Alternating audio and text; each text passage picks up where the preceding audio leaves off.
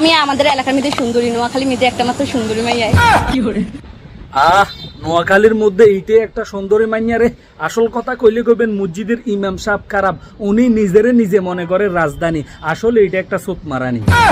এই শয়তানের বাচ্চা আরো কি বলে জানেন? প্রতিদিন নাকি 100 থেকে 200 ছেলে তার পিছনে গুরগুর করে, তারা বলে প্রপোজ করে। এমনি ব্যাখ্যায় ছেলে বুঝবেন নি হেমুইছেন দিন 100টার মতন মানে এরকম আসে প্রপোজাল। কি দিন 100টার মতো প্রফেসর আসে? প্রফেসর কি? প্রফেসর তো কি আমি বুঝি না, আপনারা কেউ বুঝেননি? তাইলে কমেন্ট বক্সে লিখিয়েন তো। ইরে শতানের বাচ্চা, এখনো ঠিকঠাক মতো বাংলায় কথা বলতে পারস না, তুই ইংলিশে কথা বলস।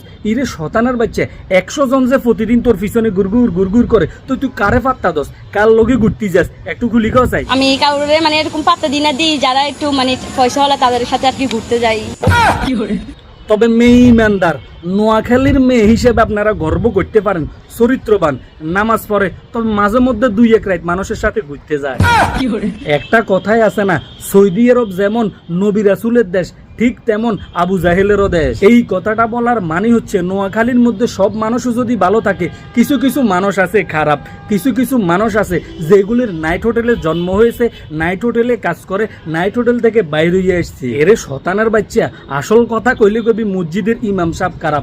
আমাদের গ্রামের মধ্যে একটা পাগল আছে, সালামালা লইয়া সবসময় ঘুরি করে। তারও যদি বলি তোর জন্য একটা বিয়ে ঠিক করছি, এই মেয়েটা তোর পছন্দ হয়েছে কিনা দেখ, হাতে এমন স্পিডে দৌড়েবো সালামালা লই এলাকা সারা হয়ে যাবে।